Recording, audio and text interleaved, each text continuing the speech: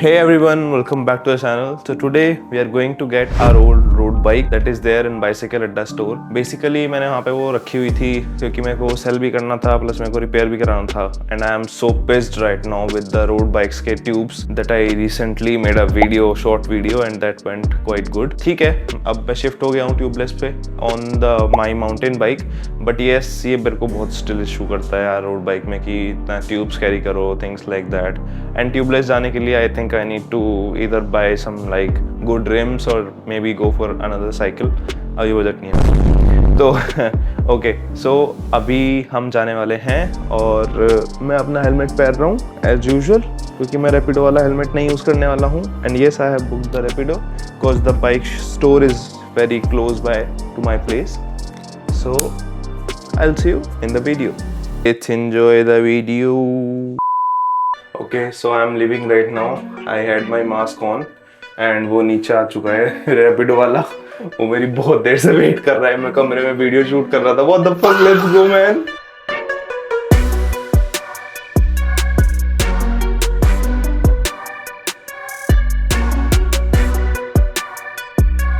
So guys, finally I'm here to pick up my road bike. And oh my god, so many road bikes are here and this one is mine, Firefox. So let's go. To be very honest, मैंने expect नहीं किया था कि मैं इसको वापस लेने आऊँगा और लिटरली मैं इसको देख रहा हूँ सामने अपने ठीक होते हुए बिकॉज आई वॉज थिंकिंग कि मैं इसको ड्रॉप कर दूंगा बाइक को. And yes, this is going to be my actual cyclothon bike. नज़र इस पे गई है जो स्कॉट की साइकिल खड़ी हुई है, काफ़ी अच्छी लग रही थी व्हाइट कलर में और इसके टायर्स भी लाइक बेज कलर दिया हुआ है. और यहाँ पे भैया हमारे जो है WD-40 यूज़ कर रहे हैं, द लीजेंड. मैंने WD-40 पे पहले वीडियोज भी बनाई हैं तो आप वो भी चेकआउट कर सकते हैं. भैया जो आगे वो वाला आप कह रहे थे एलॉय के वो लगाऊंगा, स्पोक लगाऊंगा, उसका क्या सीन है? मिले नहीं. कार्बन का कुछ नहीं है. कार्बन तो मेरा जान निकाल दे. कार्बन इसमें फिट भी तो नहीं होगा ना, एल्यूमिनियम है. टाइट नहीं होगा. हाँ, कार्बन के हिसाब से टाइट होता है. तो अभी के लिए काम चल जाएगा ना मतलब? हाँ, अभी चला लीजिए. चलने में इशू नहीं करेगा, थोड़ा सा बस वॉबलिंग होगा, बाकी कोई दिक्कत नहीं है. आपको फील नहीं होगा. फील ही नहीं होगा जब राइड करेंगे ना. हाँ, पता नहीं चलेगा प्रॉब्लम. फिर तो ठीक है. आधा टाइम तो पंचर सोचने में निकलता है. मैं ऑलमोस्ट कम से कम भी 10-15 इसकी ट्यूब चेंज कर चुका हूँ सिर्फ रियर टायर की और अराउंड 5-6 कर चुका हूँ फ्रंट वाले टायर की. और इसलिए मैं थोड़ा डरता हूँ कि यार बार बार ट्यूब चेंज करना पड़ता है. और आई थिंक 100 to 200 किलोमीटर पे एक ट्यूब तो मेरी चेंज पक्की है. तो इस बार तो बस मैं एक्सपेक्ट कर रहा हूँ कि होपफुली ना चेंज करनी पड़े. बाकी देखते हैं कैसा रहेगा. तो बेसिकली यहाँ पे मेरे को भैया बता रहे थे कि भाई बाहर से हमें जो है ना सीलेंट नहीं डलवाना चाहिए. अब उन्होंने एक मेरे को केस बताया कि एक कार्बन बाइक आई थी जिसमें basically he tried his best but he wasn't able to identify what is the problem in the tyre itself. But then when he open the tyre सब जगह एक जगह वो जो सीलेंट है वो इकट्ठा हुआ था.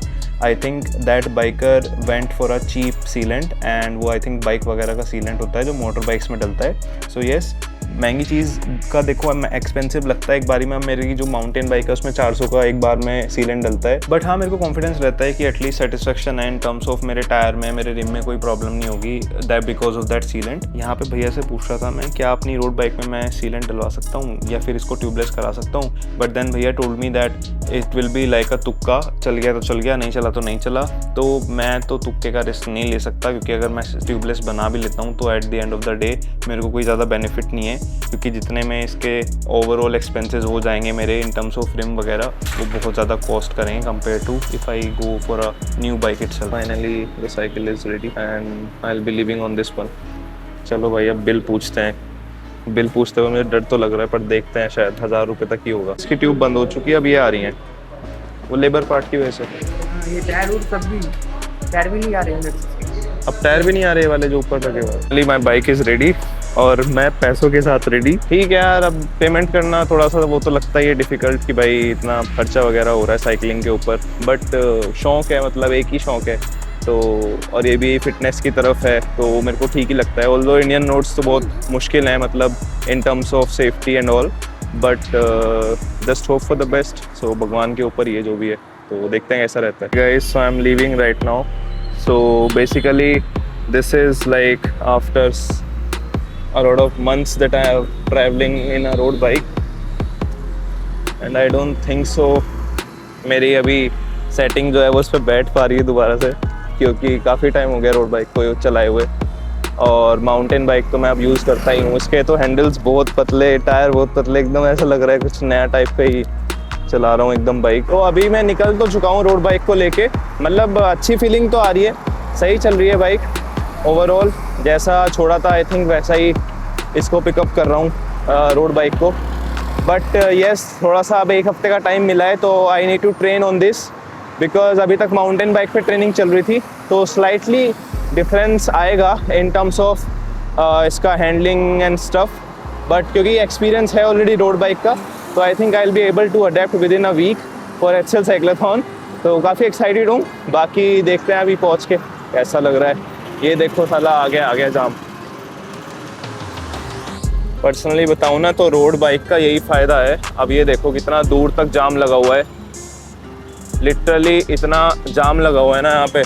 पर if you have a road bike और a cycle then you can glide through this jam.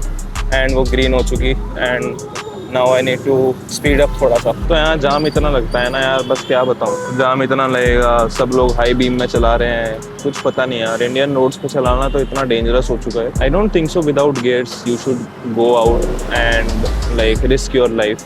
I think you should use your helmet, gloves and whatever you can to save your life.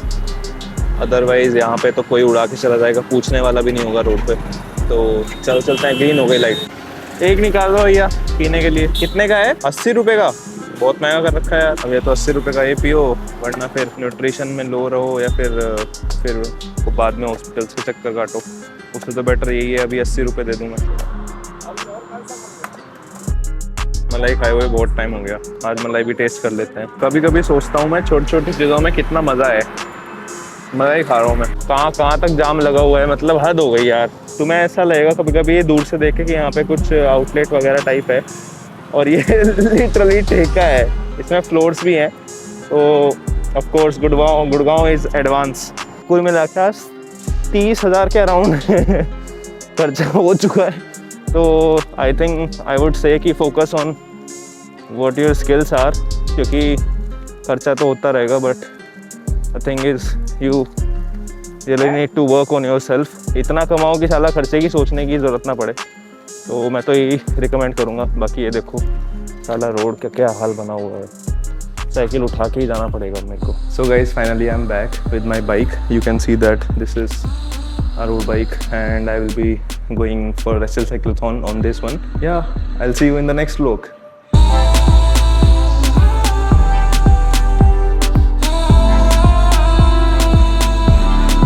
2 floor चढ़ा के लाया हूँ और मैं अपनी mountain bike भी ऐसे ही 2 फ्लोर चढ़ाता हूँ।